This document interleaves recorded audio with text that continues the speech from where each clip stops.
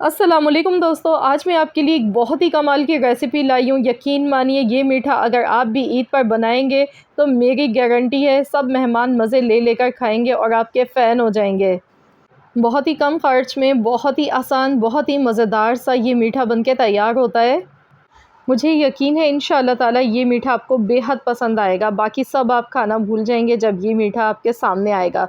तो चलिए हम इसे बनाने का तरीका देख लेते हैं। तो यहाँ पर ये नवाबी मीठा बनाने के लिए मैंने सिवैयाँ ली हैं। सिवैयों को मैंने तोड़ कर लिया है। इस तरह से आपने भी सिवैयों को तोड़ लेना है, छोटे-छोटे पीसेज़ में कर लेना है। तकरीबन यहाँ पे मेरे पास 1.5 कप सिवैयाँ हैं। मैंने कप से नाप कर लिया है, तो ये 1.5 कप सिवैयाँ हैं हमारे पास। तो चलिए बनाना शुरू करते हैं। इसके लिए पैन में सबसे पहले 2 चम्मच घी के हमने लेने हैं। 2 टीस्पून घी काफ़ी है। इसके बाद हमने इसमें सिवैयाँ शामिल कर देनी है। अच्छी तरह से मिला लेंगे। गैस का फ्लेम यहाँ पर लो रखिएगा। हल्की आंच पर हमने सिवैयों को पकाना है।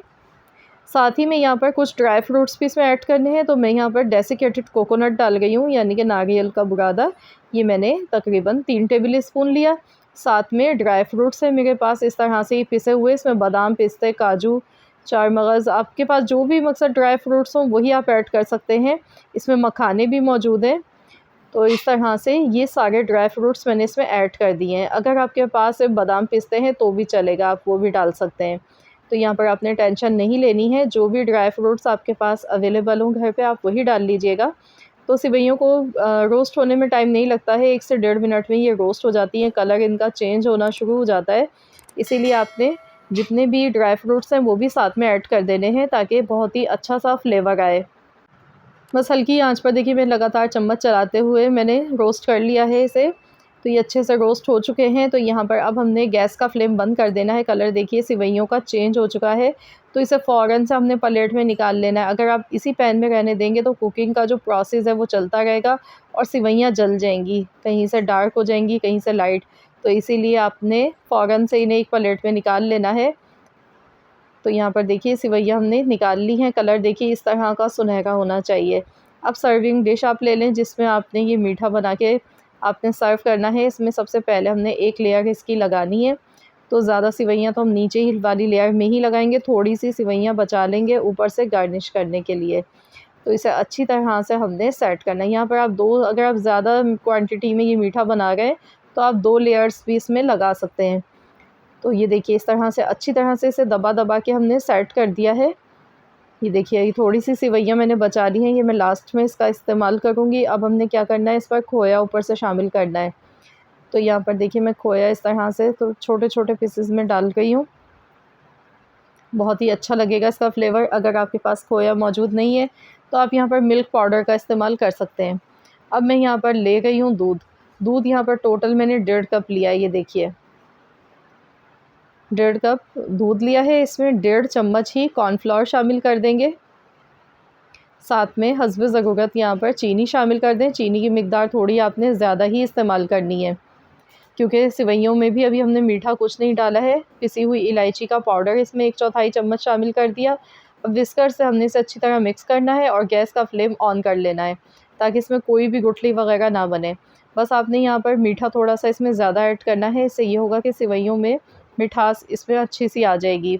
अगर आप बहुत ही हल्का मीठा डालेंगे तो फिर सिवैयाँ आपको फीकी लगेंगी। तो इसलिए मीठा आपने थोड़ा सही डालना है इसमें। तो ये देखिए जैसे ही पकने लगा है ना, तो एकदम ये गाढ़ा सा होना शुरू हो गया है। तो इसी तरह की कंसिस्टेंसी हमें चाहिए थी।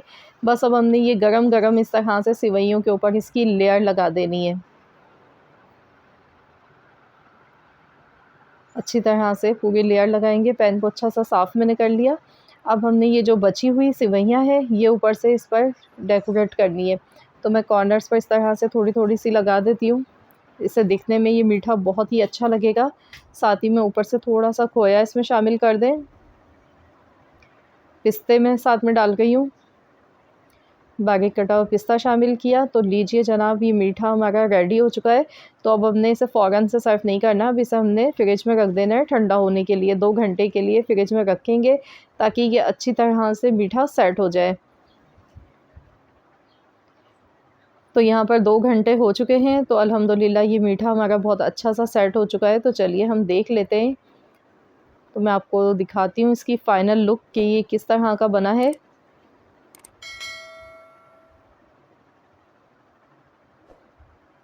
तो देखिए माशाल्लाह बहुत ही ज़बरदस्त ये मीठा सेट हुआ है। ये देखिए, देखते ही मुंह में पानी आ जाएगा जब ये इतना मज़ेदार सा यम्मी सा मीठा आप बनाएंगे इस ईद पर।